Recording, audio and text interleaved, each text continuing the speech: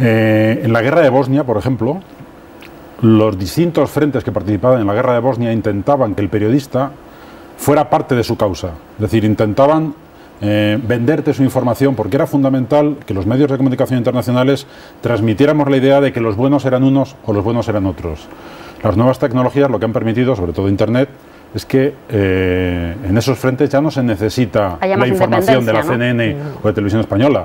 La insurgencia iraquí puede colgar en Internet perfectamente un vídeo degollando a un militar, y ya no es necesario ir más allá, buscar la complicidad del periodista. Eso lo que ha supuesto es que nuestro papel queda relegado al de mero combatiente, y en cualquier sitio pues prescindir de un periodista no supone lo que supondría en la guerra de Bosnia, que es ponerte a toda la comunidad en contra. Ahora ya hoy por hoy a gran parte de, sobre todo de las guerrillas y de las insurgencias, contar con el papel del periodista no le supone una gran ventaja, ¿no? Y cuando uno se encuentra en esa situación en la que comentas la guerra de Bosnia, en la que digamos se ve presionado, ¿no? por dos frentes, ¿cómo se escapa eso sabiendo que tienes un riesgo por un lado o por el otro, ¿no? O una amenaza real por un lado o por el otro? Es que los dos frentes siempre los he visto clarísimos. En la guerra de Bosnia no eran serbios contra bosnio-musulmanes o croatas contra bosnio-musulmanes, eran genocidas contra víctimas. Es decir, yo en las guerras los frentes los distingo por lo que es la víctima y el victimario, ¿no? Entonces ahí es muy fácil encontrar tu hueco, ¿no? Y el riesgo real existe y se siente cuando uno está allí, porque una cosa es de la persona, tú además has ejercido los dos papeles. Como enviado especial has estado en situaciones de conflicto y has estado como jefe de internacional de Televisión Española, has tenido que mandar a personas, ¿no? Se vive de manera distinta. ¿Qué actitud sí, ¿no? ¿Cómo se toma? Radicalmente distinta.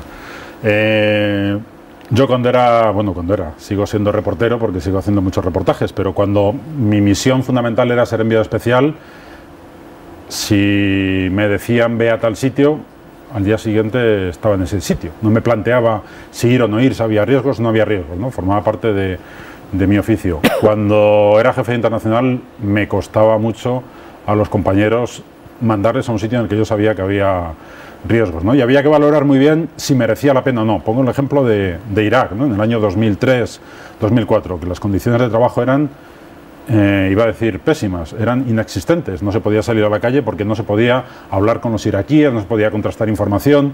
En televisión simplemente consistía en ir allí y hacer directos, ¿no? Bueno, pues durante año y algo Televisión Española decidió no mandar a nadie porque el riesgo que suponía enviar a un equipo de enviados especiales allí no compensaba la información que iba a aportar, que era cero, porque la mayor parte de la información se la teníamos que contar al enviado especial allí, que no podía salir del hotel, ¿no?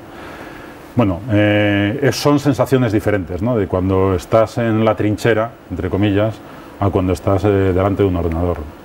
¿Hay algún tipo, o merece la pena discutir incluso, de si hay alguna responsabilidad, de quién es el responsable? Lo digo porque Reporteros Sin Fronteras sí que dice Naciones Unidas debería fortalecer la protección o encargarse de la protección de los periodistas que están trabajando fuera.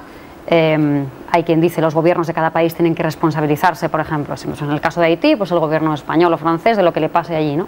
O son los jefes de los medios de comunicación o de las áreas, o es el propio periodista, o da igual, da lo mismo y no merece la pena. Creo que es un conjunto de todo, porque no se puede centrar solo en un aspecto, ¿no? Hay una resolución de Naciones Unidas de hace 3 años que insta a todos los gobiernos a proteger a los periodistas en los momentos de conflicto. Pero como cualquier ciudadano español, como especialmente con los periodistas que están trabajando en los lugares de conflicto, pero no ha servido de nada, porque 3 años después sigue siendo un papel mojado al que no se hace caso, ¿no? Pero luego yo creo que los gobiernos respectivos también tienen que ser conscientes de la importancia que tiene esa información. Los medios tienen que ser también conscientes de ello. Por ejemplo, aquí quiero hacer un paréntesis con el tema de los freelance. Hay cantidad de periodistas cada vez más que son freelance, dada la precariedad en que están en estos momentos con la crisis todos los medios de comunicación en el mundo. En España los periodistas freelance han aumentado muchísimo en los conflictos, en las guerras, en las catástrofes, aunque luego los medios pongan enviado especial, son freelance. Y no tienen ningún tipo de soporte. No tienen ningún tipo de soporte, van en unas condiciones precarias y dificilísimas, a veces incluso sin seguros o con unos seguros muy precarios y demás. Entonces, esta gente no está cubierta por ningún tipo de medio, que luego si les pasa algo, pues normalmente no saben de qué va, y realmente es verdaderamente penosa esa situación, ¿no? Entonces yo creo que son los gobiernos, son los medios que tienen que ser responsables de los periodistas a los que envían, y son también los propios periodistas, que también tenemos que ser sensatos y saber hasta dónde podemos llegar y hasta dónde no, aunque siempre nos hemos arriesgado en los conflictos y en las guerras, como antes decía José Antonio, y sabemos que nos estamos jugando la vida y que es un riesgo de la profesión. Ahora, una cosa es correr los riesgos de la profesión habituales o normales en ese tipo de conflictos, y ahora es que se han incrementado muchísimo, porque realmente, y como hemos visto en los últimos años, el periodista se ha convertido en un objetivo. Entonces ya no importa que sea periodista, no importa que esté claramente diferenciado y acreditado como periodista, y que se sepa que es un periodista el que está allí en ese momento, como ha pasado con algunos compañeros nuestros españoles, con Couso y demás, sino que se va por ellos, no se mata al mensajero. Entonces la situación es verdaderamente cada vez más difícil. Yo estoy de acuerdo con todo lo que dice Malén, pero yo cuando estoy en un lugar de conflicto, lo que espero de los gobiernos es que me dejen trabajar, que en muchas ocasiones lo que hacen es torpedear tu trabajo. Hablo de los gobiernos, de tu gobierno nacional y de los gobiernos del país en el que estás, ¿no? La responsabilidad yo no sabría medirla. Yo creo que la responsabilidad básica está en el equipo, que es el que tiene que decidir hasta qué punto puede llegar y a partir de qué punto no merece la pena, por el riesgo que supone. Es decir, ninguna información vale el precio de la vida de un periodista, ¿no? Y ahí la clave está en el miedo. Hay que saber administrar el miedo.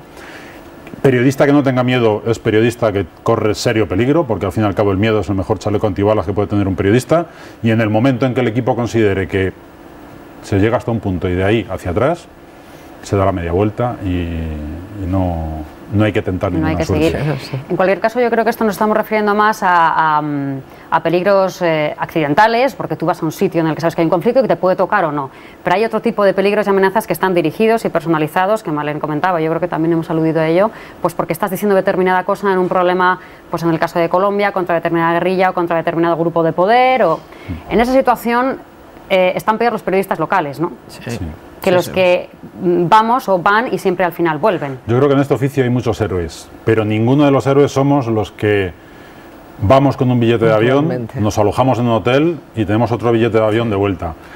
Eso puedes hacer tu trabajo con mayor o menor dignidad, pero no conozco héroes en esa categoría profesional. Ahora, los periodistas que se juegan el tipo día a día y que no tienen un billete de vuelta porque viven allí, pues, por ejemplo, estamos preparando un reportaje en portada sobre el valor del periodismo, de ese periodismo, ¿no? Un periodista de Colombia que lo han secuestrado, que a su hijo lo han apaleado, que a su hija la han violado, todo con el objetivo de que deje su profesión. Y no la deja. Y todos los días sigue denunciando vínculos entre políticos y narcotraficantes. Bueno, pues ese sí que es un héroe, ¿no?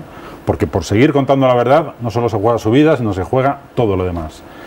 Entonces, poner en la misma balanza unos y otros, evidentemente, no tiene efectivamente, sentido. yo creo, como dice José Antonio, que los verdaderos héroes, si es que hay héroes en esta profesión, son los periodistas locales que viven en esos sitios y sobre todo en países no democráticos, en dictaduras incluso, y que se juegan la vida día a día por informar.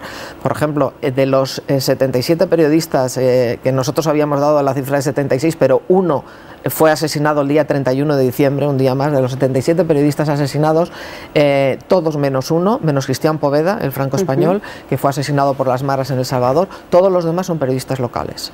Entonces esto es verdadera y normalmente no nos acordamos de esas cifras ni nos acordamos de esa gente, ¿no? Es que además se cuenta mucho menos, claro. Claro, o sea, se cuenta mucho menos, tiene mucha menos difusión, son países que importan menos cuando están en el día a día, muchas veces son en los conflictos olvidados que se siguen prorrogando durante años y que en los medios occidentales nos olvidamos ya de ellos después de pasados los primeros meses o los primeros momentos de horror. Entonces, realmente este año, por ejemplo, ha habido cantidad de periodistas asesinados, cantidad de periodistas que han tenido que huir, exiliarse de sus países, hasta 35, por ejemplo, de Irán, saliendo corriendo por la frontera de Turquía, casi con lo opuesto, periodistas somalíes, unos 50, que se han tenido que